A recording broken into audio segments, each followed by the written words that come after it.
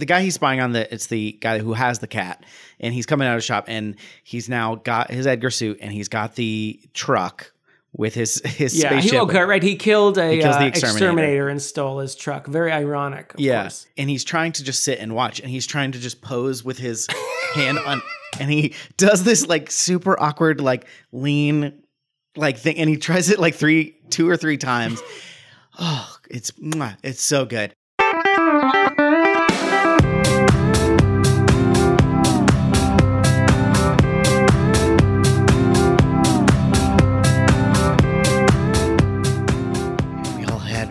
Fast upload speeds. See, now we know why it was me and not you, because you got them crazy upload speeds. Don't worry about me. I'm uploading like a motherfucker over here. Damon, could you do me a favor?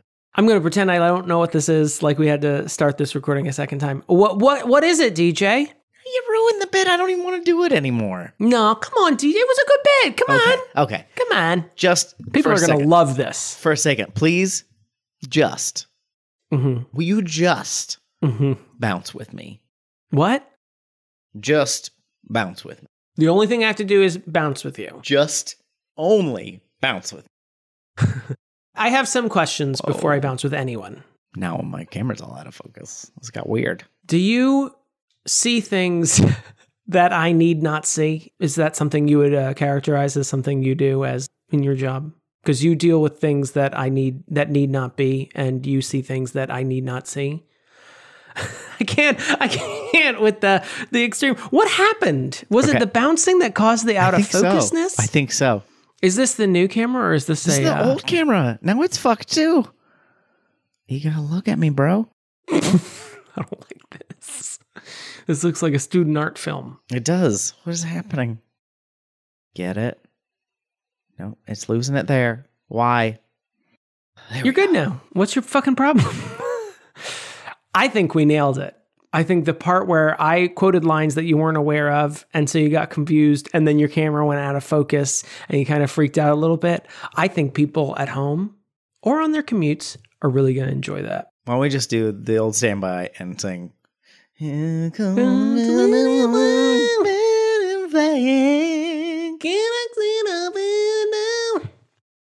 the MIB. Woo! Here come the MIB. Haha. He does like to woo, and he likes to laugh to himself. You know what I can never get enough of? Musically rhythmic laughing.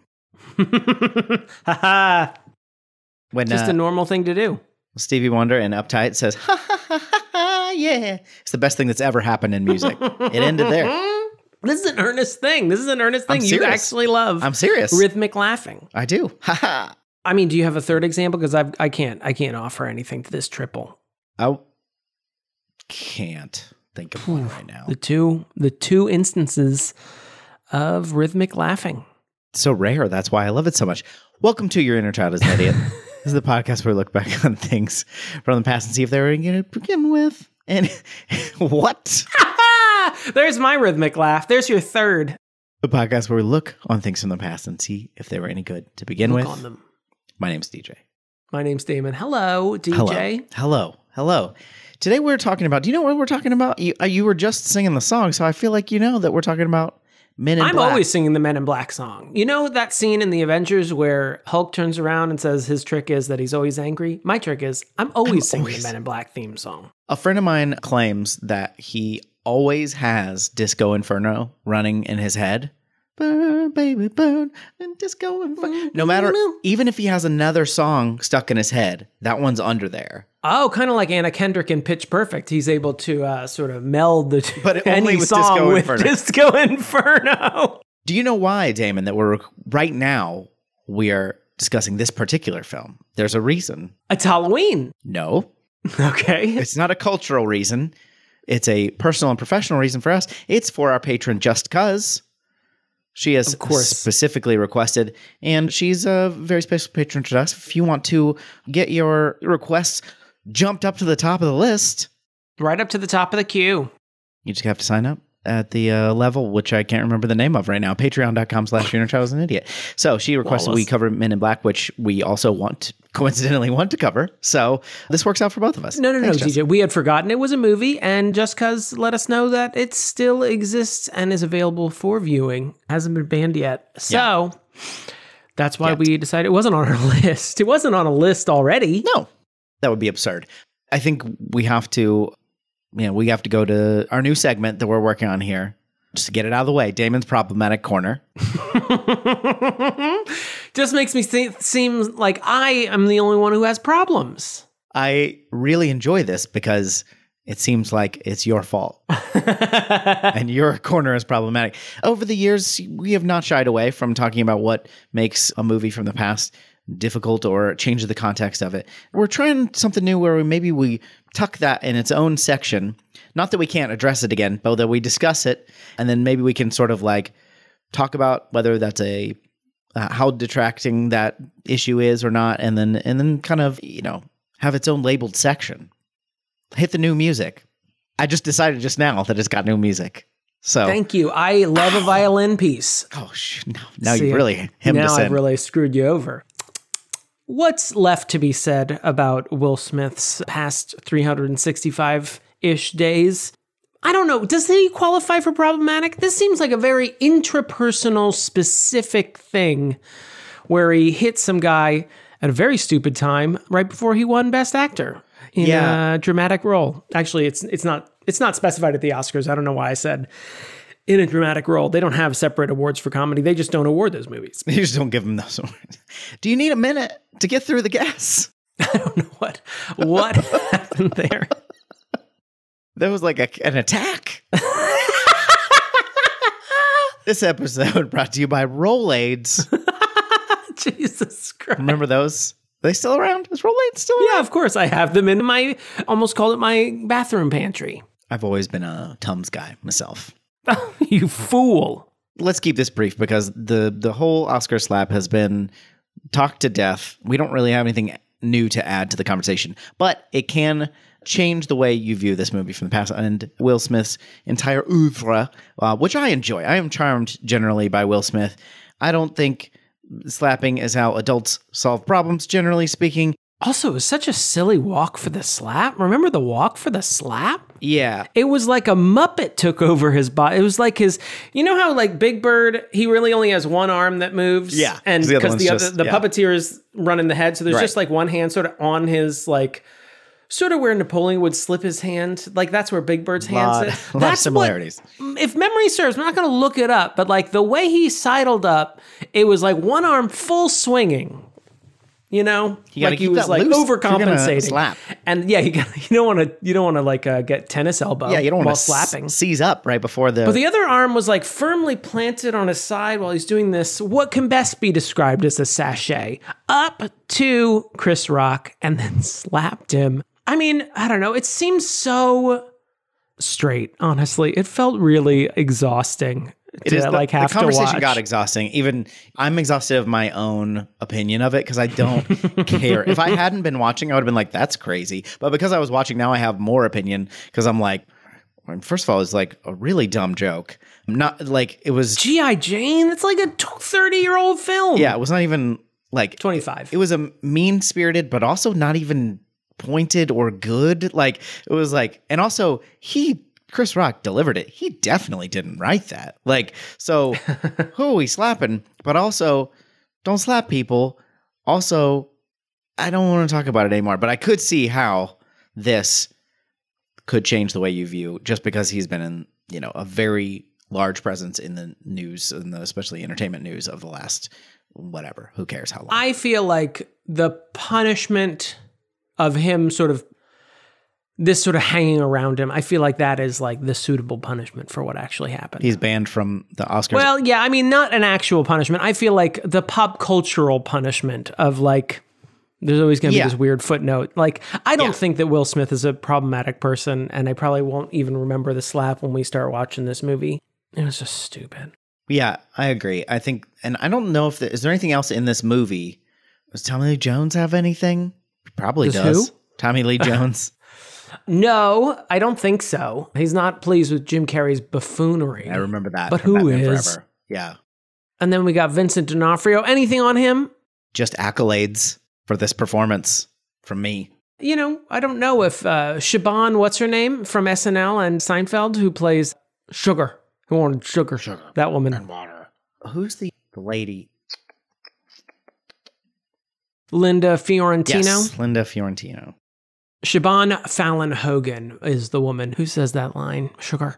Let's exit the problematic corner. Let's get out of here because I feel like... Because it's a mess. Now it's a mess. Okay, play us out.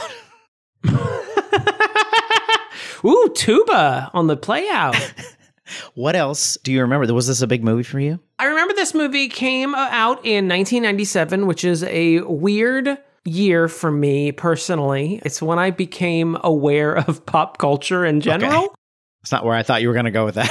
So 1997 tends to be crystallized in amber for me. And I can, like, if a movie came out then or a song came out there, I was like, 1997. And then anything else, I'm like, after 1997, slightly before 1997. Really? Okay. Yeah, it is a weird touchstone for me.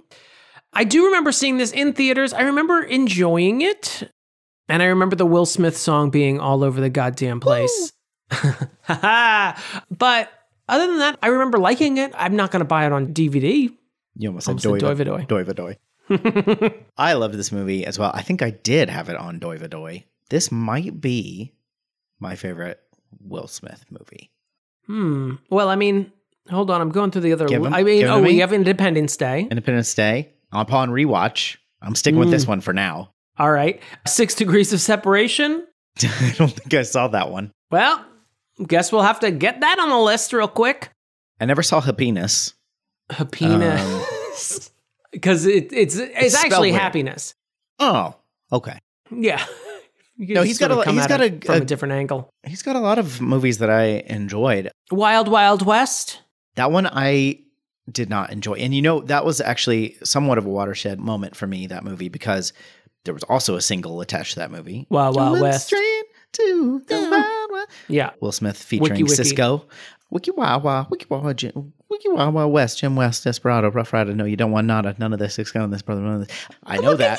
Look at you! Loved that song. Was it because it was like basically just sampling a really good Stevie Wonder song? Like I learned that it's sampled. Okay, let me give you a quick review. Oh, I'm sorry. Did I ruin this anecdote? I was a fan of Will Smith, of The Fresh Prince, DJ Jazzy Jeff and The Fresh Prince, because my sister Jennifer had the tape, like the cassette tape that had Parents Just Don't Understand and Nightmare on My Street. So I loved him as a rapper and enjoyed that. And then, of course, the show Fresh Prince came out. I was like, heck yeah, let's do this.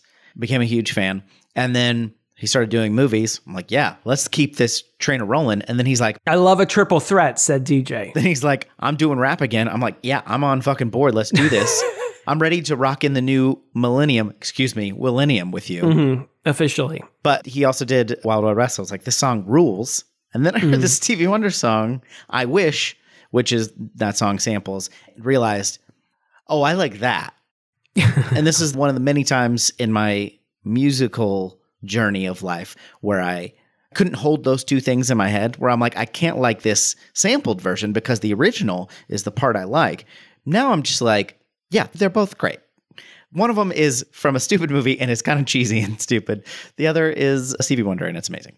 But I still like them both. But for some reason, especially as a teen, I could not fathom having both of those things be enjoyable to me. So it had to be one or the other. Right. I'm amazed that you knew so much of the Wild Wild West song, though. I know the rest Does he also recount the entire plot of Wild Wild West in it? Which is convenient. Just describing himself, but he also calls himself a Buffalo. That's called character work. That's called doing your homework as an actor. He calls himself a Buffalo Soldier, which I realize is inappropriate for me to quote now. So I realize now it was always inappropriate. Well, now I don't know what to say. What is that? A Buffalo Soldier is a group of black soldiers. Now I'm going to butcher the history of it. Buffalo Soldier. In like the Civil War? African-American soldiers used during the 19th century to serve on the frontier. Oh. I think the character of Jim West was a Buffalo. Jim West, actually. Desperado. Yeah. Rough Rider. No, you don't want to know this. Six gun of this brother, not this Buffalo Soldier. Look, it's like I told you. That's actually great homework. That's great character work for Jim West. Any damsel that's in distress. will be out of that dress when she meets Jim West. Now, see, I feel like you should be getting her out of distress. It's a play on not words. out of her dress. I know it rhymes, Jim, but I feel like you should really be focusing on Fortunately, we're not talking about Wild Wild West. We're talking about Men in Black. Also featuring... why did I sigh like, man. Wistful. If only I could watch Wild Wild West. There's a giant mechanical spider in it and weird racial jokes, if memory serves, where Kenneth Branagh's like former Confederate soldier. Again, we're not talking about Wild Wild West. Do you want to talk about Tommy Lee Jones at all? AKA the poor man's Kevin Kline? Kevin Kline was in Wild Wild West. Wow. That joke didn't land because Damon doesn't know as much about Wild West as I do, apparently. I knew. For some reason, I had completely blanked on Kevin Kline, and I was like, I was thinking of Calvin Klein. I was like, why? Did I say Calvin Klein? No, you didn't. Okay, you said Kevin Kline, and I just immediately blanked. For some reason, I did not go to actors that no one else knows the name of in our generation, and completely blanked. It was a rare moment from me. Enjoy it. Tommy Lee Jones, I remember also being great. He plays a Surly-esque character. I love a Surly-esque character. It's his wheelhouse. He's also fun to draw. I want to say that about Tommy Lee Jones. Can't wait. I'm not a great caricaturist unless you already have like a really weird face, which is, I mean, that's great in caricatures. What are you going to do? And he is fun to draw. He's got sort of a lantern jaw. He's sagging in all these weird places. He's really great. Big ears. Yeah, ears. He sort of has a trapezoidal head where it's just sort of like, and it seems to be like just sort of like a melted candle. I really enjoy him. And we got Rip Torn. Let's not sleep on Rip Torn. Yeah, he had something. Drunk. There's your problem there, corner. Oh, put that back in. He had a DUI, right? And then something. I think it was mostly related to drinking. I think it was like a DUI.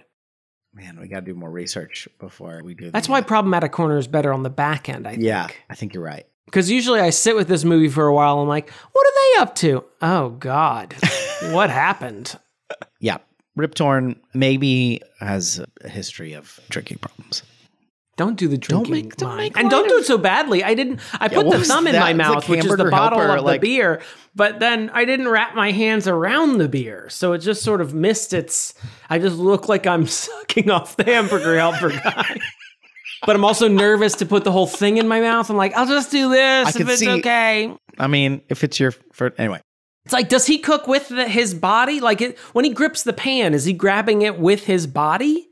Or does he have hands on his fingers? You know what I mean? Hamburger helper mascot also problematic because it is a white glove, which has a whole history of minstrelry. Yes.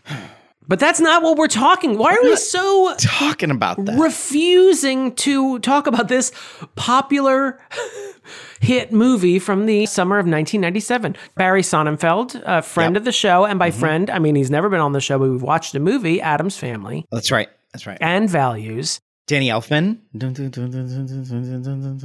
We're going to hear a little bit of that. Oh, yeah. Okay. I didn't know he did the... Did he know that? This is probably when he was mad at Tim Burton, if he did... If he worked on it. Now I'm doubting that he did. Men in Black. Yeah, he did it. Okay, get off me. Danny get off Felfman. Me. Everyone get off me. William H. Felfman. Jenna Felfman. Okay, we're going to watch Men in Black. Here's why I think I'm having trouble staying in this lane. I loved this movie, so I don't have anything all that bad to say about it, but maybe I will. Shouldn't you be gushing? Shouldn't you be gushing to talk about this movie? Well, I want to save it. I want to save it for... Gush later. Here's what I'm going to mostly gush about. I mean, I'm going to tell you right now, Vincent D'Onofrio is going to be my MVP, like Catherine O'Hara Memorial MVP. I don't want you going in biased. I want you to go fresh, like Jerry Still, like Frank Costanza would have you go. Blank slate. What is this movie? We're all going to find out together. Men in Black. We're going to watch it. We'll be right back. Here comes the Damon's Anth. Damon's Anth. What do I defend? You defend... Go on, won't help you. Local area. Yeah. How local we talking? Like my body? Because I don't even know if I could defend that, if I'm being honest. You're not the hero that Inglewood deserves, but you're the hero they need. Wait. Yeah. Is it that way? Yeah. Did I say it right? I can't remember. It's been a while since a straight man maybe watched a Christopher Nolan movie. Well, let me be not the first, but the latest to do that. Actually, the last man who made me watch a Christopher Nolan movie was Tyler, and it was pieces of Couldn't be less straight. Tenet. You see, it's the same forward as it is backwards. It's a palindrome. Palindrome. You know what? I saw the New England Saints at the Palindrome back in 88. Mm-hmm. Solid. Everything I did there was great. No notes for me.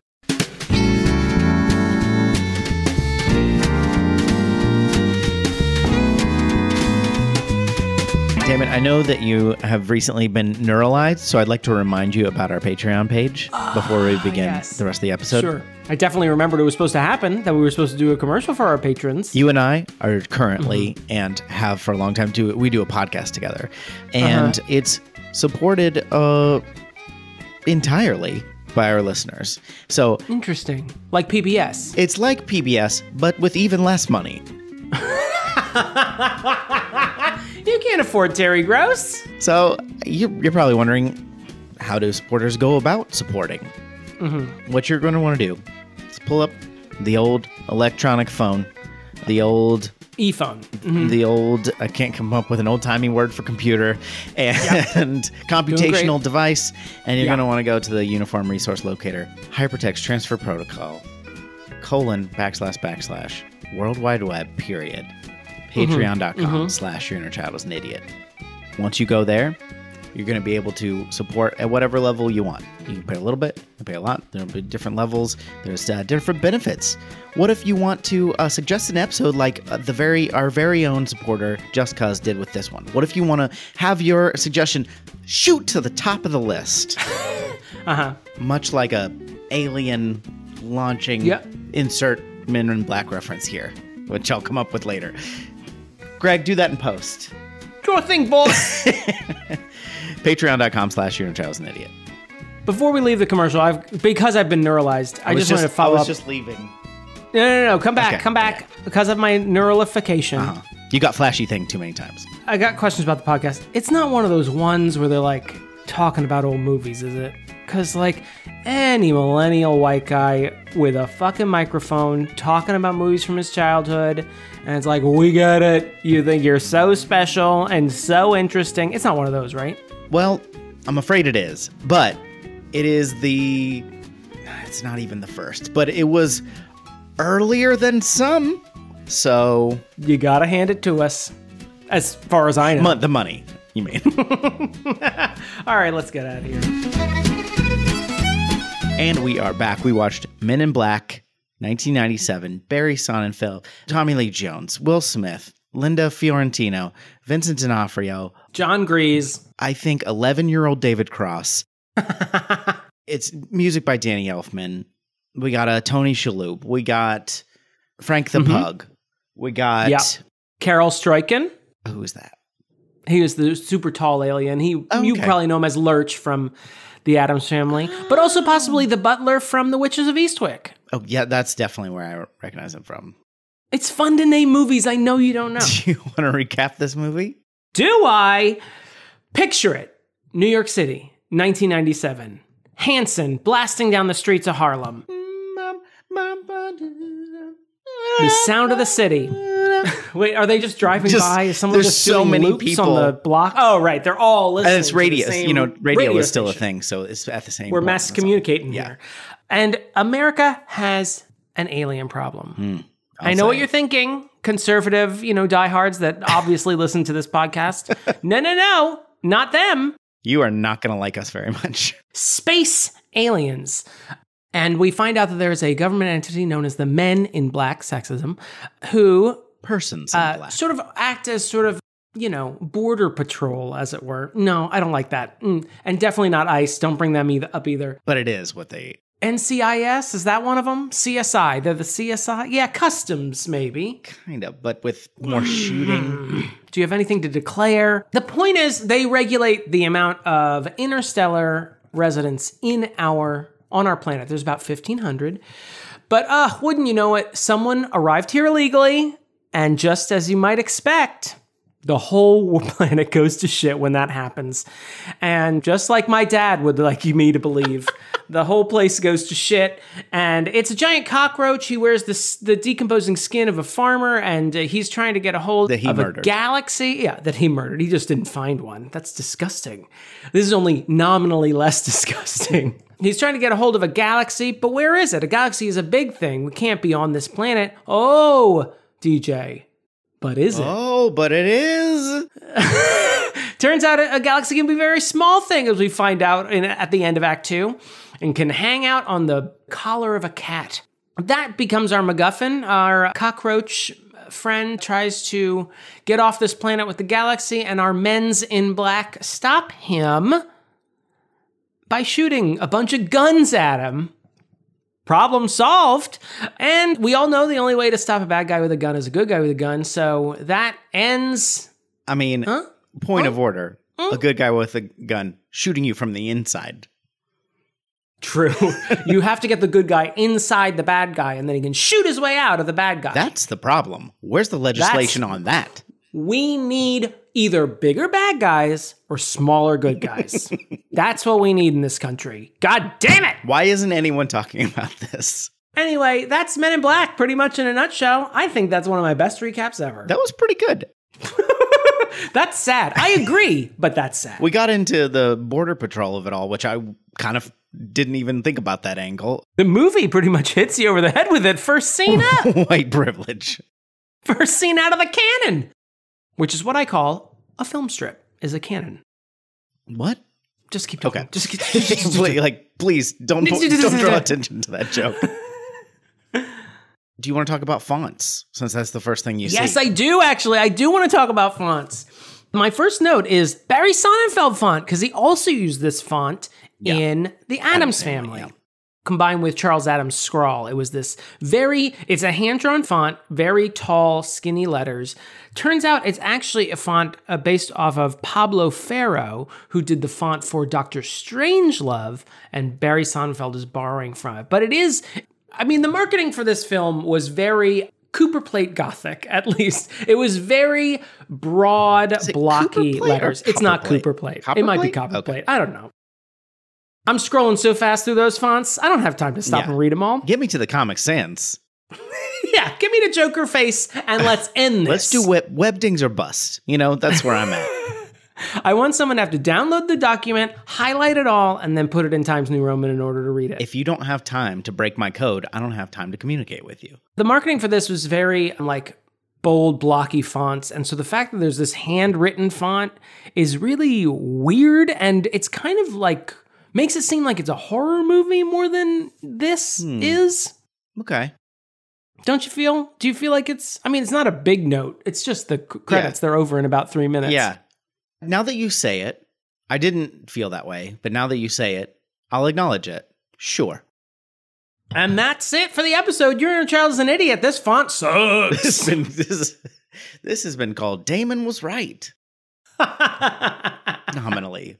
But this seems like something you'd be pedantic about. What's the difference between a font and a font type? Actually, in the colloquial sense, we talk about fonts, but you should actually be talking about typeface. I think font is the collection of all the characteristics of the thing you're typing. So the typeface, the bold, is it italicized? I regret. Is it what point is it at? Any other questions? I'm so sorry to everyone. Damon, don't listen to this. I'm so sorry I asked him this. I'm back. Sorry, what was that, DJ? I was doing something else that required all my hearing. I feel like we've made it about 2 minutes and 30 seconds into the movie. We've been talking about fonts this entire time. Gotta be honest. Now you're talking about the credit. I've seen this movie a lot of times, and most of my notes are quotes. So let's take our time. It is very Tim Burton-y because you got Danny Elfman in this. Bo Welch, who also does a lot of the production design on Tim Burton movies. Mr. Catherine O'Hara, I might add. Oh. And I don't know if Barry Sonnenfeld has an attachment to Tim Burton, but that font seems to scream yes. That's true. And, the Elfman of it all. And I do feel like as Elfman joints go, this isn't a particularly, he's usually not subtle with this type of score. Like he's done not always the don't do, but when he's going full Elfman, this is a full Elfman. But I feel like as it goes, it's not like kind of inserting itself as much as it often does. And I thought it was I'm really even well trying done. to think of the music to this movie. It's not, I mean, the song you think of is Will Smith, Men in Black. Oh, well, of course.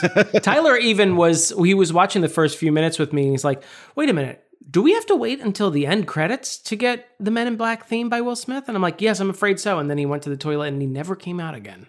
I went in there after him and the window was open. I never saw him again. There was actually a hole in the wall this say like the exact shape of his body. Like Roger Rabbit. He just busted out of here.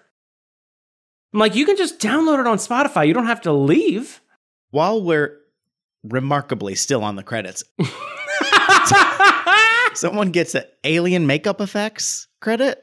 Did you see that? Rick Baker. Yeah. Rick Baker got that. I think he did work on E.T. and a lot of like big makeup movies. I don't mean like Priscilla Queen of the Desert. I mean like a lot of prosthetics. I've learned a lot about what goes into how credits are ordered and the fights that go into how people are credited. And so since seeing this movie, because I probably would have been like, yeah, well, he did the alien makeup effects. Like, I understand what it means, but the fact that that is specifically his credits in the opening scroll, like just after the actors, it's like pretty early on in the credits as makeup effects go. I'm curious as to what exactly is involved to get alien makeup effects in your actual credits, if that was a union fight, if like his agent fought for that.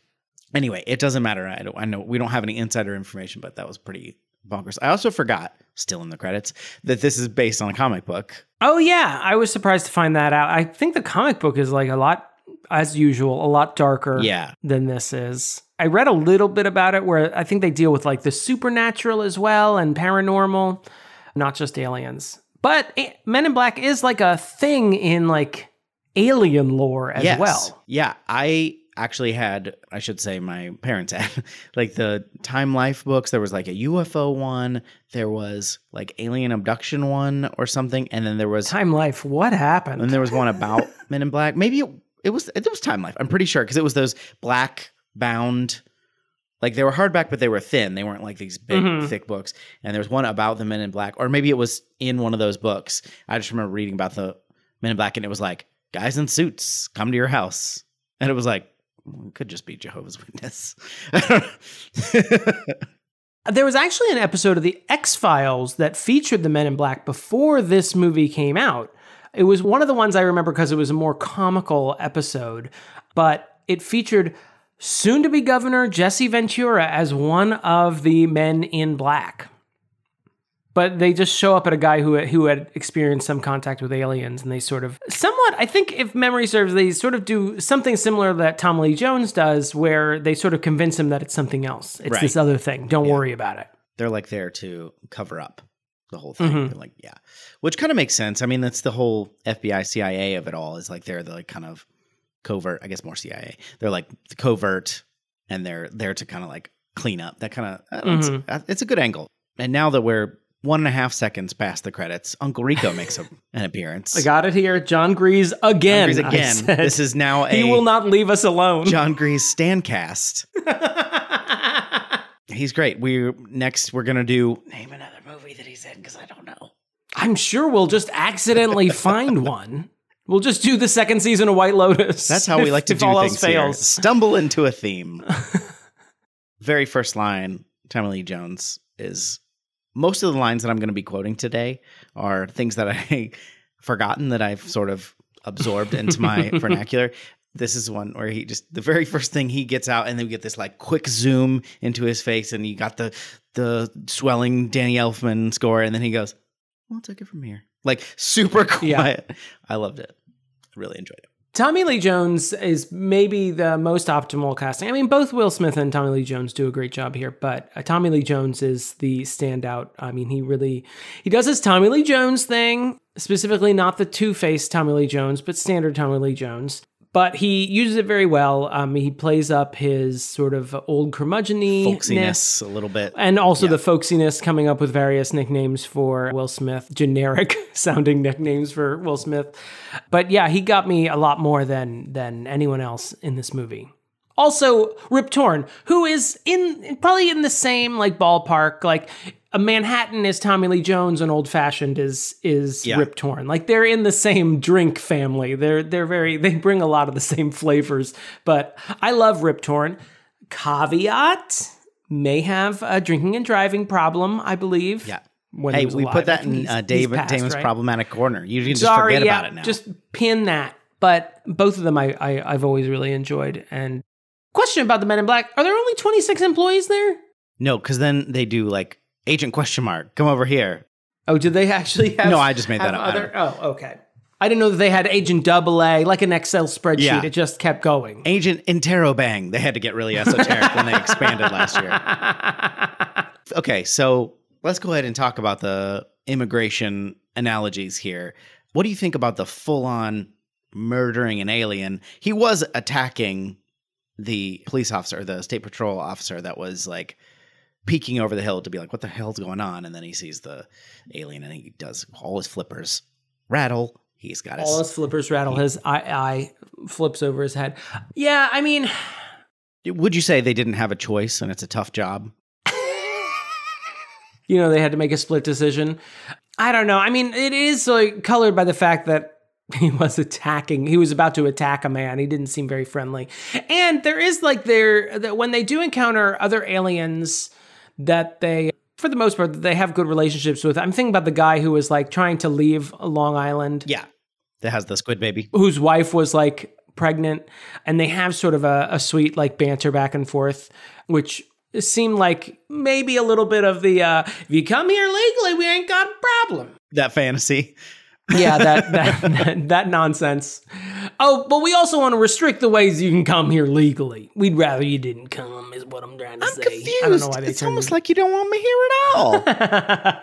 Everyone has the same accent in this story. Do you think anyone's following us that's listening right now? I feel like we just went like four things deep. I mean, it's definitely like playing up this. It's a very 90s fantasy of what immigration is about. And definitely, you know, if you follow this metaphor, you know, all the immigrants are weird and kind of gross and, you know, maybe don't assimilate as well as we'd like, have tentacles.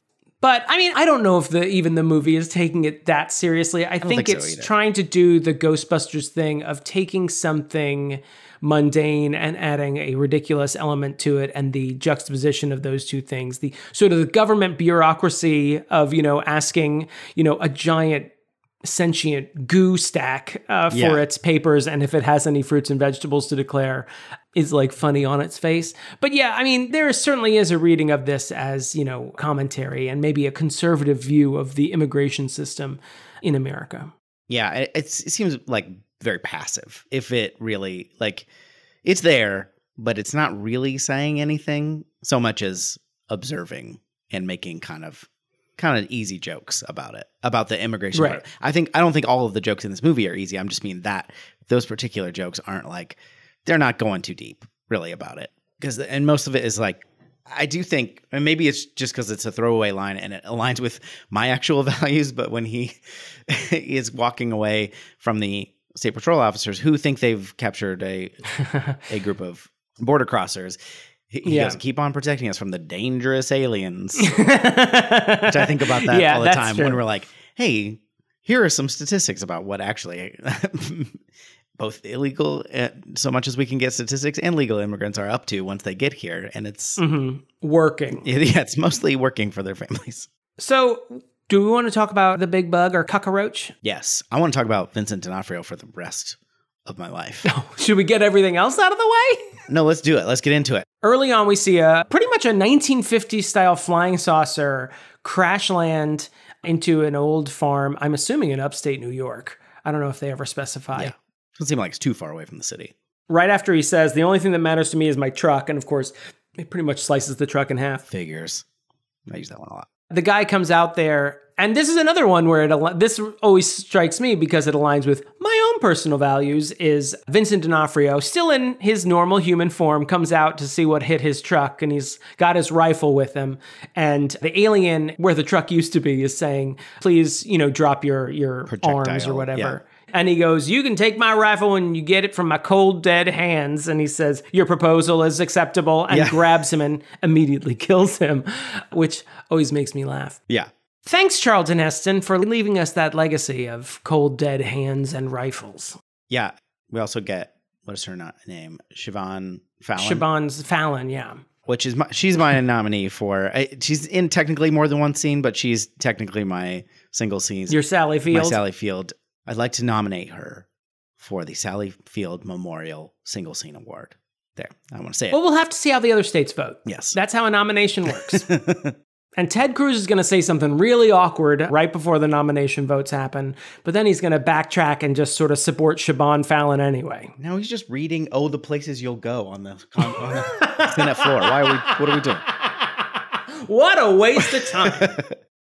I meant the sex that the Cruzes had to inseminate, to give birth to Ted Cruz. She immediately comes out. What the heck is Edgar? Which is, one of my favorite lines. Way she says Edgar, she never pronounces both consonants in Edgar. It's always Edgar, Edgar. It is an awkward, in her defense, it's an awkward name, Edgar. He does tell her to get her big butt back in the house, which I thought was a weird phrase. Like, why didn't you tell her to put her fat ass back in the house? Why'd you say big butt? Especially when, I mean, it's not like anyone else is holding their tongue in this movie. Why was big ass a bridge too far? I don't know. We do establish that he hits her. He says he hits her at least. And she seems like not a woman who's well treated at home. True. He's not a super sympathetic We don't figure. have a lot of sympathy for Edgar before he is eaten by a giant space cockroach. He's talking about, we just hear him yelling as we see I thought that whole scene where you just see the house. You hear the character, and it's really just him yelling at her. And you see their house, and then you see, starts at a little point of light, and then you slowly see the spacecraft and it's right as he says, the only thing pulling its weight around here is my goddamn truck. And then you see it crash. I thought that was really cool the way they did that, because they didn't have like an establishing shot of them inside arguing or anything, or you don't see them through the window. You don't need to. I thought that was really good. And you don't need to like really get to know Edgar all that well. It's really well. 3 well lines. Done. He's saying it looks like poison, which is another thing I say sometimes. And then she's like, I'll make you something else or whatever. And he's like, no, don't take it away from me. Fucking asshole. Yeah. So essentially what happens, as far as I can tell, is the cockroach wears Edgar's skin. As Siobhan Fallon later phrases it, it looked like he was wearing an Edgar suit. Yeah. It is one of the most effective makeup jobs I've ever seen in a movie. It's still Vincent D'Onofrio. He's not amped by CGI or anything. He is pretty much just made up, and he slowly is decomposing throughout the movie. So early on, I mean, he's always a little twitchy, but early on you start to notice his fingertips are turning black, one of his eyes goes milky, and his skin, by Act 3, his skin is like gray and kind of flaking. Yeah, it's like sloughing off. It's absolutely revolting, but really effective. Like, it's never made explicit what is happening. I guess it is made. She does say Edgar It's suit. pretty explicit. But it's really well done. And I think the urge to, probably go CGI or something more over the top, I'm sure would have been strong, but the choice to do a more subdued villain, and Vincent D'Onofrio, like, goes, I don't know what he's doing, but I could eat it with a spoon. Like, everything he does is so weird and awkward. It's a combination of like, this body is no longer working the way it's supposed to be working, and maybe a guy trying to impersonate a human being, like a guy who maybe isn't used to having just 2 arms and legs, trying to impersonate how a human being would walk and talk. It's insane. He always sounds like he's like got like a bile rising up in his throat. Oh, it's so weird. It's one of the weirdest performances I've ever seen in a big blockbuster movie, and I have to nominate him for the Catherine O'Hara Award. Like, I feel like there's no contest. Seconded, no contest. He is my favorite part of this movie. In a movie that spoiler, very much enjoy overall. This is like heads and shoulders. Like, there's no discounting the star power of Will Smith, certainly at the time, and he gets a lot of the laugh lines and stuff, but Vincent D'Onofrio just like knocks this out of the park too. Like, the combination, like you said, of the effects plus the choices he makes, because it's not just the look. But yeah, the whole mannerisms and like he does so many weird, funny things like from the very beginning. So the first scene we see of him, we saw Vincent D'Onofrio in normal face for like 1 second when he just comes out of the door with a shotgun and says figures. That's it, really. And then threatening the alien. That's really all we see. And then we see him stand up. It's clearly something's wrong. And we know what's happened because we saw like you see the pile of his skin and then you see it slide down in the hole. And he like gets up and then just goes like that choice. And then immediately he goes to the door and he goes to the wrong side of the door and just goes, he just makes this. And she's just, Siobhan Fallon also holding her own in this scene, is just watching him completely like dead-faced, like watching him go to the wrong side of the door, come in, ask for sugar, and she hands him like the sugar bowl and of course, water. I will say, like, again, sort of going back to the makeup, even immediately it's hard to even place what's wrong with him because we see Vincent D'Onofrio. He just looks like Vincent D'Onofrio. When he comes out, there's weird bulges. His eyes, like you can sort of see like the inside of his bottom eyelid are sort of bulging out. Like he looks like he's not fitted right into his own skin. Wearing an Edgar really suit? Effective. Yeah. He's just it's very subtle. You wouldn't even necessarily, in that first scene, you wouldn't even necessarily pick up on it if you hadn't just seen him looking fine earlier. And just combined with his posture of like, almost like holding his chest out and his arms back and just keeping his knees like locked and his ankles rigid. Like he's always walking like, you know, like a G.I. Joe who you accidentally superglued his legs. There's a point where he's sort of spying on what turns out to be the Artilian. What are the people who have the galaxy? The people he's after. You can make up a race. I can't even remember. Not Artilian. Maybe Artilian? The guy he's spying on, it's the guy who has the cat, and he's coming out of shop, and he's now got his Edgar suit, and he's got the truck with his spaceship. Right. He killed the exterminator and stole his truck. Very ironic, of course. And he's trying to just sit and watch, and he's trying to just pose with his hand on, and he does this like super awkward, like lean, like thing, and he tries it like 2 or 3 times. Oh, it's so good. And I'm even realizing now that Vincent D'Onofrio doesn't really have any funny lines, like straight lines that are jokes. Like they are all made funny by his performance. Yeah, I think you're right. It's not a funny character on the page. It's just straight up all funny because of like this physicality that D'Onofrio brings. It's more the delivery than the words, but I do really enjoy it. A pet cat means the world. Pet cat means the world. Deranged, absolutely insane. Oh god. He also, at one point when he leaves I can't remember if he leaves the shop after killing the Artilian. The jewelry shop? After leaving the restaurant. The diner. Yeah. And he, like, people are, like, screaming and looking at him, and he, like, knocks a couple people out of the way. I don't think he kills them necessarily, but and then he's on the street, and this guy's just kind of, like, casually walking, and he just does this, like does a stiff arm to the air in front of him. Like, almost trying to wave? Yeah. I don't know what it's magical. Shoot it into my veins. It's fantastic. I want to talk about the Men in Black's style and decor. Okay. Would you like to talk about it with me? Mid-century modern, would you say? I would say retrofuturism, actually. Okay. And with some hard Sputnik coming in. Everything's silver. Everything is a lot of like arcs and lines, like keeping those very like aerodynamic looking lines. Mm-hmm. I just realized I started sounding like I knew how to talk about decor. You corrected me, and now fact. I am completely collapsing under the weight of my own pretension. But I will say, I was bothered when we first see the Men in Black office, and it's supposed to be this like awe-inspiring moment. I'm like, this is just a gray office, guys. Yeah. And I've never noticed this before, but he comes in and, you know, you're seeing this wide shot, and they have entered through a doorway, and now they're on like a small balcony that is slowly moving down. That's how we're all going to descend in the future. We won't have stairs. We're just going to have slow-moving, tiny balconies. Like, guys, we already solved this problem millennia ago. You were just in an elevator. Just stay in the Why elevator. don't you just go downstairs? Yeah, that's true. You took an elevator to get to one floor that's half a floor higher than where you needed to go. You know exactly why they did it, and it was worth it. So get off me. I will also say this reminds me of Tommy Lee Jones' line, Will Smith says something like, I've got the skills. And then as they're entering this room, Tommy Lee Jones says, right now your skills don't mean dick.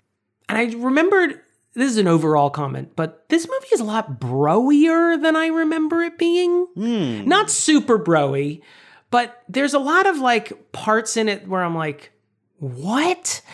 The fascination with bigger and bigger guns, the line that your skills don't mean dick.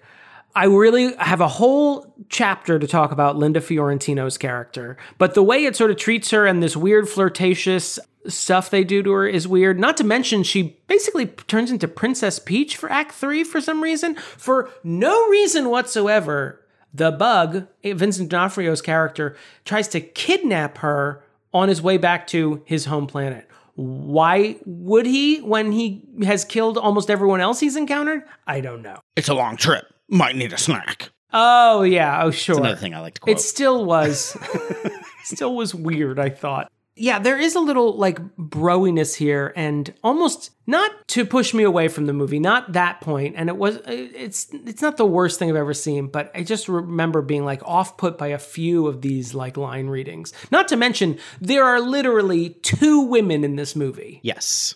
Siobhan Fallon and Linda Fiorentino. No other woman in this movie has a line whatsoever, except maybe that birthing alien in the back. Although I don't know, the biology of that specific race. True. And I mean, not that we're using it as a parameter anymore, definitely doesn't pass the Bechdel test because they do not interact. They do not interact whatsoever. Yeah, I guess I could see that. I didn't notice it, but I think, because I do think this would be bro level tepid by 1997 standards. Oh yeah, this is practically, the feminine mystique in 1997. But yeah, I can concede that too. And some of it is just sort of like the swagger, of the general vibe, and not just Will Smith, but just the whole kind of thing. We know better than everyone. Yeah, I mean, there is that's not part of the broiness, but that's part of the weird pre 9/11 government conspiracy. The government's behind it all because they're so competent, they know what's going on. And then 9/11 happens. We're like, oh wait, no, they're all fucking morons and no one knows what the fuck's going on. Yeah. I was reminded of mostly because of Will Smith, Roland Emmerich, who has never met a conspiracy theory he can't make a movie out of. I wouldn't be surprised if he was attached to this movie at some point in his career. This feels very conspiratorial in the same way that he likes to talk about conspiracies in movies. But that's neither here nor there. Just because I missed it and we already talked about it, I want to go back to Siobhan Fallon and the fact that when they go interview her later, first of all, she asked them if they want lemonade, and Tommy Lee Jones, after being very serious, goes, "Oh yes, please," which I like. I always like that. I quote that sometimes, and I don't even know what I'm quoting. And then also, their lemonade, Will Smith takes a drink of it and then gives a sour face because she has no sugar left. She has no sugar. I did not I've seen that. Catch that the first 50 times. I did catch it before the sort of TikTokification thing of you didn't even notice in this. And did you know in Men in Black? I'm like, yes, I did, but only in 2015. So I'm not going to take too much credit. But I did know before you kids. I'm annoyed that some 20-year-old is telling me what for on Men in Black. Flops you've never heard of. Men in Black, 1997. What? What's a flop? It made $600 million. I do also want to talk about the Men in Black. I do appreciate a well-dressed government employee. I want to talk about Will Smith's fashion before he becomes a Man in Black. Mm-hmm.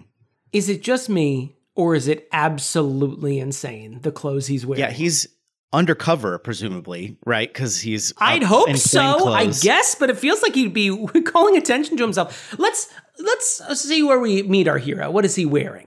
He is wearing an unmarked white football jersey. It is a football jersey, no names, no number, just all white. No markings on it whatsoever. A tracksuit. He's wearing an orange tracksuit with the jacket tied about the waist. And he's just keeping I'm not a gun guy. I'm even actually actively not a gun guy. But the gun he's carrying doesn't seem like standard issue NYPD gun. It's like silver, and he's like sticking it down his pants. That's not regulation. That's right. Later, when he comes for his Men in Black training, he is wearing blue jeans, baggy blue jeans, a white t-shirt, and then a silk like baseball jersey in bright red. And then his final outfit that we see him in, white t-shirt, yellow pants with what can only be described as like NASCAR logos all over it. It's just completely covered in some sort of advertisements for other clothes, I presume. What? I can't tell if this is just like everyone was dressed like this in 1997 and I just missed it, or if it's supposed to be ridiculously over the top to counteract like this minimalist suit he'll be wearing for the rest of the movie. I would say, and I think I don't want to go to give the movie too much credit, but it's also showing how big of a sacrifice it is for him to like give up his personality. And how difficult it would be for him to like, you know, just wear it's not just about the suit, but the suit is representative of how he has to give up. Because he makes this look good. Yeah, I would point out. And he's not wrong. But he has to give up himself. He has to give up his personality. Right. And of course, you know, quirk-wise, he doesn't. He's still quippy guy, but Johnny quips a lot. I would guess his original that's character name. Sort of what we're going for. Plus he's like supposed to be a hip young guy in New York, and who knows what they were wearing in the city. Oh, weirdos. He looks like when people are like, I just let Johnny dress himself before we head out. That's what he looks like every time we see him before he wears a black suit. Do you want to talk about Will Smith? We haven't really talked about the star of this movie very much. He seems to be a cop with little regard for the law. His superpower is not being constrained by the Constitution, like many cops. Yeah. Yeah, the Also sort of trigger-happy Black. cop doesn't sort of play as well as it maybe did in 1997. To his credit, he holds a gun against Tommy Lee Jones when he thinks that Tommy Lee Jones has blown Tony Shalhoub's head off. So yeah. I guess that's to some credit that he might turn against another authority figure who shot someone needlessly. Yeah, I mean, he seems almost like a parody of like the John McClane type from movies. I feel like he's playing into that trope a little bit. And, you know, he's a cop, plays by his own rules, doesn't like to do the paperwork. He's just shooting his way into the Guggenheim to catch a perp. Some jargon for you. He also yells, freeze means stop, which I like. It's good to clear that up. Yeah.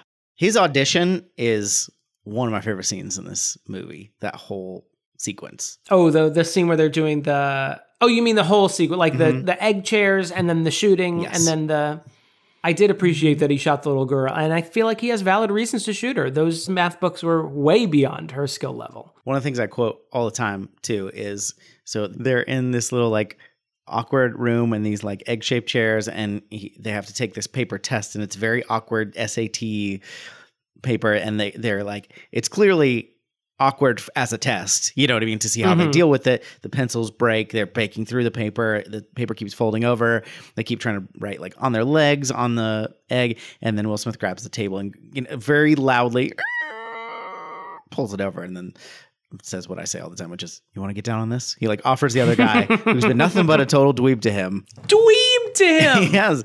I say that all the time. Anytime you do something loud that it makes everybody look over, you yell. You want to get down on this? You want to get down on this? No, it is a very charming scene. I like the shooting scene. Shooting gallery, yeah. Is there anything else? Is it just those two? Yeah, I guess that's it. And then they go take their eye exam, which is the neuralizer. One other note I had, because this is a big budget movie in the 90s, I started to notice in a way I don't think I've ever noticed before. Is this movie toyetic, to use the term that Joel Schumacher brought into the zeitgeist? It seems like it could be. It feels a little toyetic. Yeah. They've all these different guns. And they have this car that transforms. If it wasn't a car that you could buy, you know, made from Kenner, I'd eat my hat.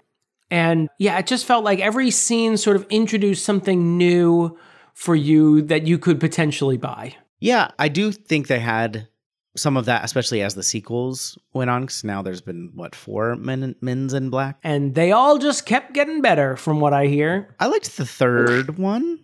The one with Is that the one Jermaine Clement? Yeah. Clement? I liked that one. Not as much as this one, but I did like it. I've seen parts of that one, and I think it was better than Men in Black 2, which I also have seen and is not good. 2 I did not care for. I have not seen the fourth one. 2 also does the thing that I hate in sequels that I think I've talked about endlessly on this, which is, oh shit, we got rid of the most charming person from the last movie. We need to come up with a plot to come back and get him. So they have, the whole plot is like around getting Tommy Lee Jones back into the Men in Black. Yeah, getting him out of retirement. So I definitely have seen, I know they exist because there was also like a series. And I know those... Oh, yeah, there was a cartoon series, right? Yeah, and I don't know if these toys caught on necessarily, but I definitely know they exist, but I don't know if it was like right after the success of this movie.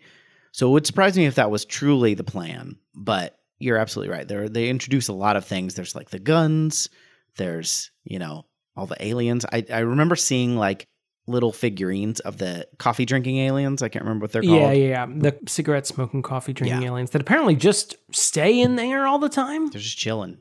I did enjoy their scene with Tommy Lee Jones. I like when Tommy Lee Jones is just acting with little aliens.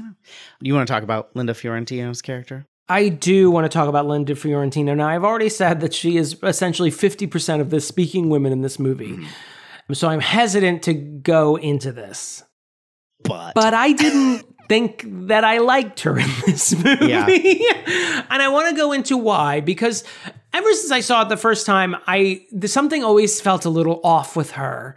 And I didn't know what it was, if it was just me being, subconsciously sexist, or if there is something. And I think that her character on the page versus how it's performed, there is a vast world of difference. I feel like the way she is written is to be like a kind of a quirky goth girl who, isn't put off by, gross dead bodies, and maybe flirts a little when she's, sticking her hand into the body cavity of a dead body, and maybe is a little bit like flirty and, kinky in a little, sort of subversive way. And the way Linda Fiorentino plays her is completely straight-laced, conservatively dressed, almost quiet to the point where I wondered if she had been mic'd for her first scene. I'm like, what did she just say? Did anyone catch that? She just sort of came in like a whirling dervish and left. I feel like she's supposed to be sort of this really quirky, maybe even a manic pixie dream girl type, and she is played almost boring to a fault. It's very weird. And I've never quite gelled with her character, and it feels like the way that Will Smith responds to her is how her character is written rather than how her character is played, and it always never gels for me. How did you feel about her? I'm like half with you and half not. So I have to admit some bias of just generally thinking that Linda Fiorentino is fine, especially in this movie. Okay. And so there's this thing that when pretty women just like kind of look at you, you go like, she's great at whatever she's trying to do. She's doing a great job modeling that car. Yeah. You gotta hand it to her. How much is it? 48? Yeah. But like, so having said that, I don't think that she's the best actress. I've only really seen her, I think I probably have mistakenly watched Jade at some point, but I've seen this, Jade, and Dogma, so it's not like I celebrate her. I've only seen 2/3 of those movies, and I'll let you know which one is off. Definitely the David Caruso movie I didn't get around to seeing. And she's not exactly knocking those out of the park either.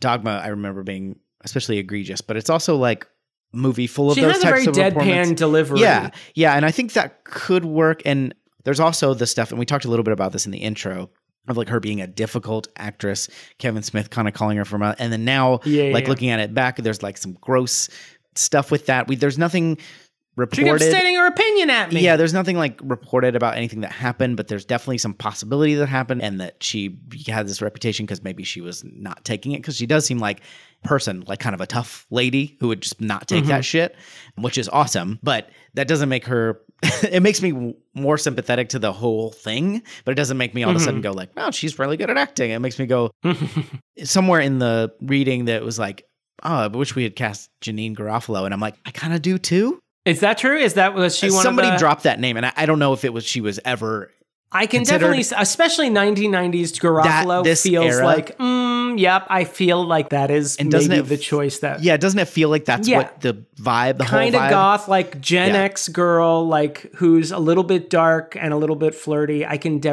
absolutely. So yeah, and I don't think the script or the whole production like did her any favors, but I also can't completely like absolve her from the situation either.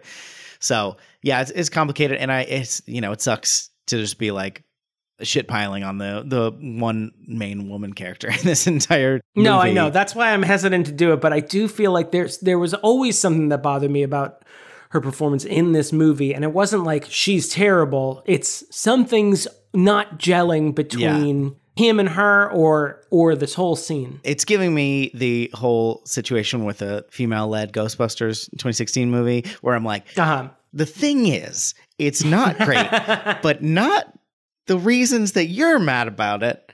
These other reasons. And now you're making me defend this thing that's not great, but it's better than what you're saying, and it's not bad just because she's, you know what I mean? It's like, anyway, it's frustrating. And I wish, a great thing would be if there were just, more women generally in the cast, and then you could kind of make those decisions on right. You wouldn't have to feel like you have to defend every woman in the cast. Although we're giving an award to Siobhan, so it's coming. True. That's true. So we fixed it. So I guess in a way, we've done it again, and two men have fixed the problem. This is what feminism looks like. Get used to it. You and me talking to each other. Okay, so I only have one or two, actually 1 half point and 1 full point. Okay. I want to say the suits that they wear at the end of this movie are some of the ugliest things I've ever seen. That is some. Do not change the Men in Black suits. How dare you? That is some of the 1997 prom ass wearing shit that I have ever seen. Tim Allen at the Oscars nonsense. You get your old suit out and you put it on, damn it. We have suit at Finally. I just want to talk about the climax. We already talked about how Linda Fiorentino gets Princess Peached. We have extolled the virtues of Vincent D'Onofrio. I'm going to put one caveat on that, which is, unfortunately, the entire final fight between Jay and Vincent D'Onofrio's character is a CGI fight. Yes. So we lose Vincent D'Onofrio because the cockroach finally takes off. But unfortunately, at that point, he never says another line again. Am I remembering that correctly? I don't think so. I don't think he says anything. Or if he does, it's kind of screamy. So he becomes this sort of like animalistic being at that point. And we lose all of Vincent D'Onofrio in it. And it's unfortunately a 1997 CGI cockroach. Not absolutely terrible, but I would have much rather had, even if it was just like amplify with CGI, Vincent D'Onofrio fighting, at least some element of Vincent D'Onofrio still around, because I feel like that's when this movie not falls apart per se, but it's sort of a not the best note that they end on. Is that it's just this kind of like weird, PlayStation 2 fight at the end.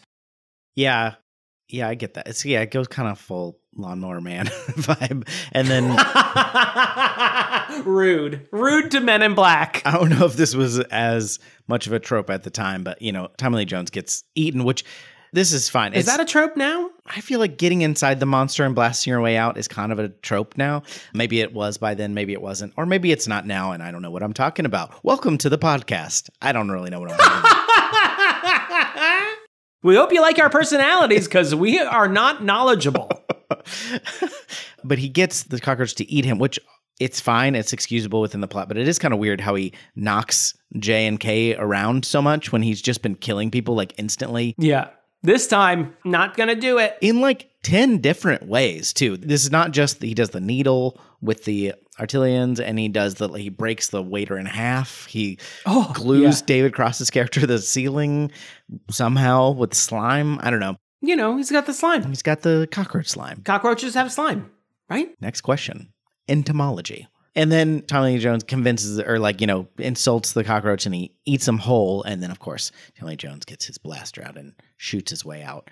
There's some good elements to that fight because... No, it's not terrible. The really only weakness that the cockroach has is that he has an extreme inferiority complex. So, like, when Jay starts crushing cockroaches, I think he's kind of sensitive because it's not like he cares about those particular bugs. It's that Jay is saying I am bigger and stronger and I can crush these bugs very easily.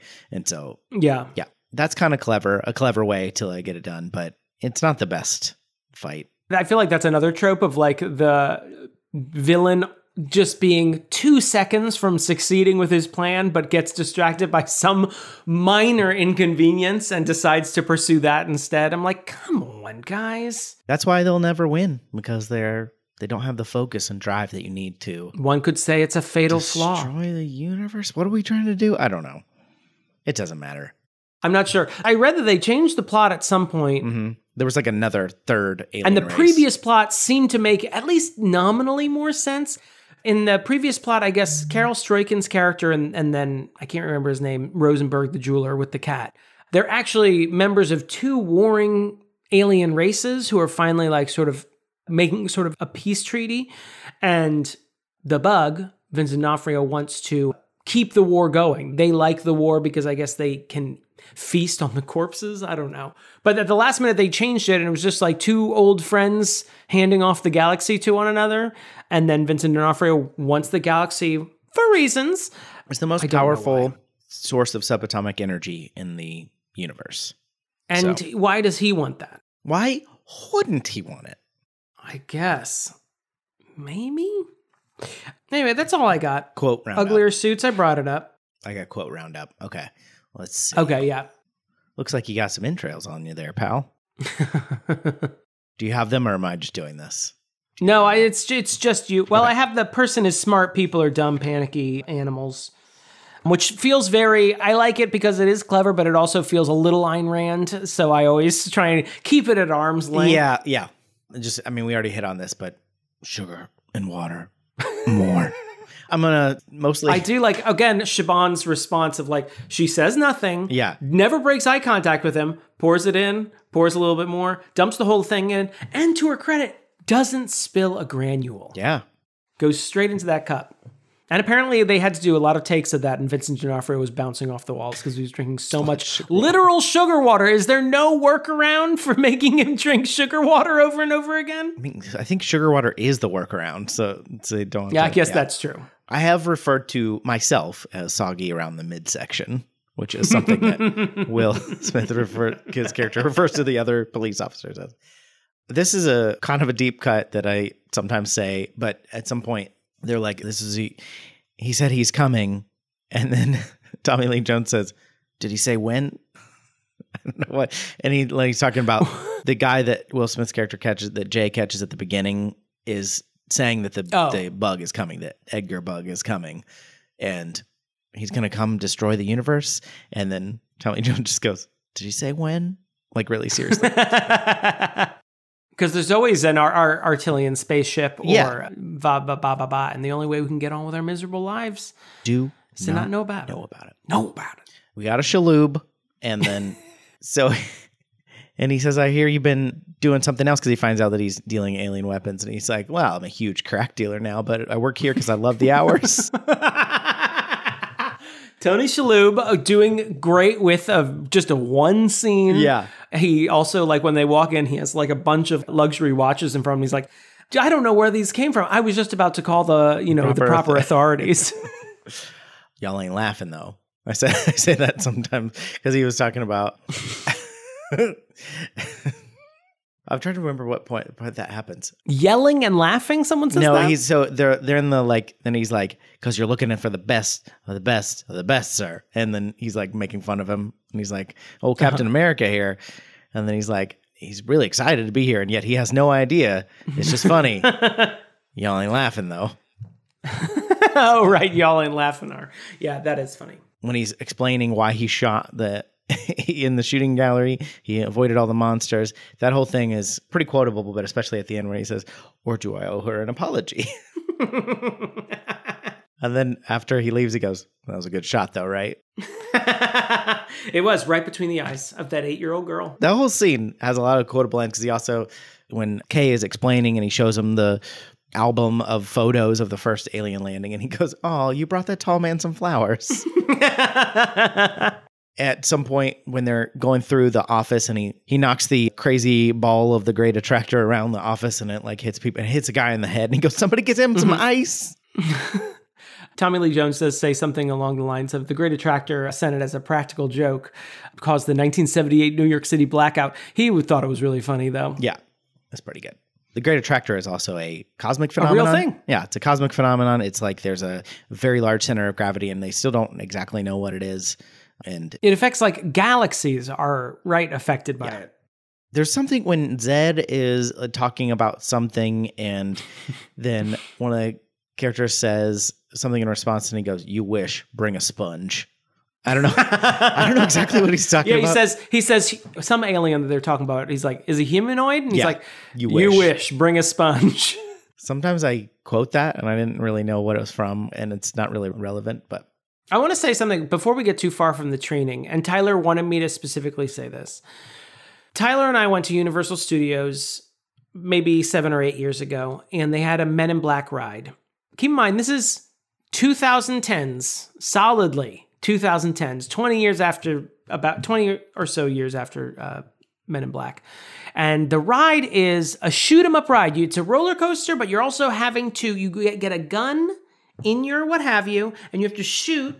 You're basically doing this training. And they got that Rip Torn money. They got him to come in and do the video bit.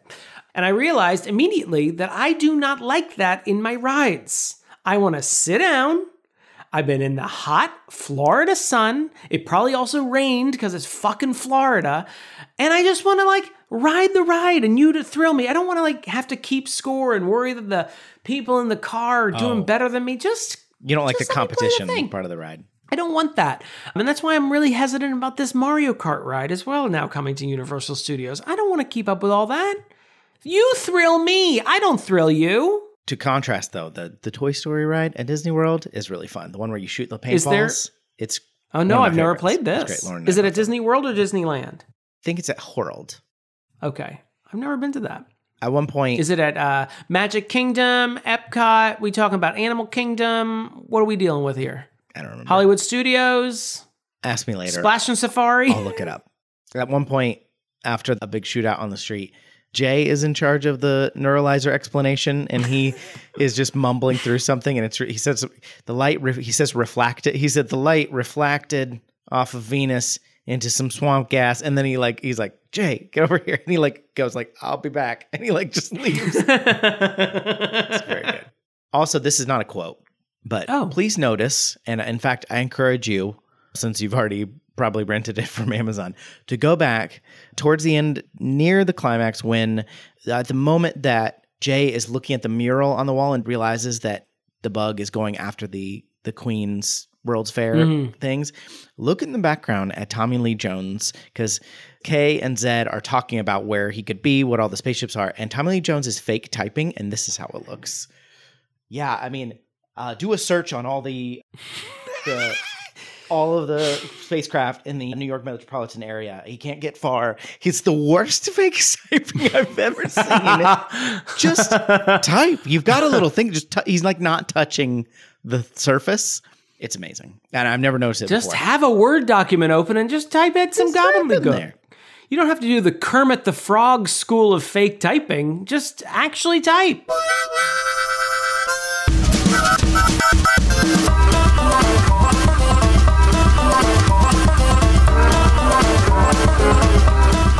All right, let's go to the break. You're not going to break nothing. Come on.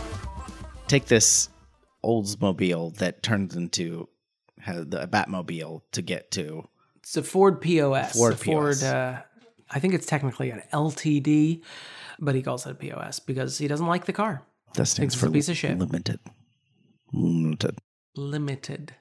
LTD. Why would you pick the T over the M to abbreviate limited? You know what I mean? Limited. Damon. Limited. Oh! What's your verdict? Yeah, Your Inner Child's Not an Idiot. This is a pretty good movie. I didn't like it as much as I thought I would. I wasn't laughing, yucking it up as I usually might in a comedy type situation. But I really enjoyed it. I love Tommy Lee Jones. I will second your nomination of Siobhan Fallon for the Sally Field Scene Stealer Award. I don't even know what the official title that we have engraved on the award is. And I will also second your Vincent D'Onofrio as the Catherine O'Hara Memorial MVP Award. So I guess I better write that down because I'm going to have to do some photoshopping. So mad. This was your decision. D'Onofrio, he gets the COH, and Siobhan Fallon gets the Sally Field. DJ, may I ask what you thought of this movie? Did I even say anything generally? No, it was a good movie. Yeah. I mean, we've said stuff DJ? for the last hour. It's fine. I remember on the AV Club, we would read that regularly before it turned into a zombie version of itself. They would do these letter grades for shows and movies, and then they'd write a whole article about it. And then people in the comments would be like, A-. Why didn't you give it an A+? And he's like, you might try reading all those words I wrote under the letter grade. That's our podcast. Anyway, Your Inner Child's not an idiot. This movie's great. Is it perfect? Of course not. Could it use some more women and women with agency or yes, of course. Anyone. Any women. It's great. Vincent D'Onofrio is amazing. Will Smith is really funny and charming. Tommy Lee Jones is great. Linda Fiorentino is also in it. Oh, burn! Oh, I'd hate to be Linda Fiorentino right now. Take that, actress who had to retire from acting because she got labeled with being a difficult woman. Now I feel bad. Well, but this movie's great. It's worth by the way, rewatching. we're not talking about Maura Tierney. Don't ever. That's not who we're talking about. Now, if you're me in the '90s, you will confuse the two women often, but they are two different women, and that's not who we're talking about. We're talking Cutting about Edge? Linda Is that what Fiorentino. you're talking about? No, that's Moira Kelly. Maura Tierney was in News Radio, Liar Liar. Oh, yeah. They do have a similar look. They've got like the short. They've got a have deadpan delivery. Yeah. They've got the short bob. Yeah. I'll buy that. I think if you already like They should this, be complimented that I confused them. I think if you already like this movie, you're not going to be upset going back to it. I think it's great. What do you think, everybody? Email us, yourinnerchildisanidiot@gmail.com. You can text us or leave us a voicemail, 615-576-0525. If you want to support the show, you can go to patreon.com/yourinnerchildisanidiot. And you can be a supporter like these folks, including Just Cuz, who is the whole reason we're doing this episode now, Just Cuz. If you want to... Thank you, Just. Can I call you Just? We really appreciate your support. And if you want to get your request, jump to the top of the pops and join at the Richie Rich level. Also, Lindsay Halik, Scalfasaurus, Beth Surmont, Karen Kurd, Larissa Maestro, Lindsay Nell, Particle Man. Shit on the Cartouche. Particle Man, I just want to say I saw They Might Be Giants live a few weeks ago, and it was awesome, by the way. T. Smith. The Elusive fan Gromkin. I also caught the band, the Elusive fan Gromkin, at the Ryman. Flawless. The acoustics in there are great to get all the various gromps. Because of how elusive they are. Hands of Fate. The McWilley House of Cats. The supreme ruler of this podcast. The Zesty. You have to read this one too. Tommy Boy is my favorite movie. Travis. I read that as Linda Fiorentino would have read it. Okay, let's keep reading as Linda Fiorentino. Great. Travis Vance. Captain Jean-Luc Picard. Caroline Amberson. Damon's Australian accent. Oh, I want to read it as Siobhan. Let's all pick our favorite characters. David Mort. Dr. Malcolm's Heaving Bosom. Dramatically plays hot dog. Heather Tuggle. She's slowly evolving into Vincent D'Onofrio. Heather Tuggle is what I just said. This is terrible. Jackson has an unhealthy obsession with Damon. That's not terrible, unless it is. James Taylor. Jeremy Powlen. Jonathon Day. One more Linda. Josh Frigo. Thank you all very much. We really appreciate your support. If you want to support like them, patreon.com/yourinnerchildisanidiot. And if you could all just do me one big favor, like obviously you're doing the normal stuff. You're joining Patreon. You're giving us reviews on iTunes and all your favorite podcast services. You're sharing episodes with all your friends. But also, most importantly, if you could just... I know what you're about to say. Just get it out. With me. Just bounce with me. Just bounce with me. Just bounce with me. Just slide with me. Just slide with me. Why does he have such a strong Southern accent? He's from Philadelphia. He's told you so many times. I slid right into my desk. Ooh, you want to be careful about that.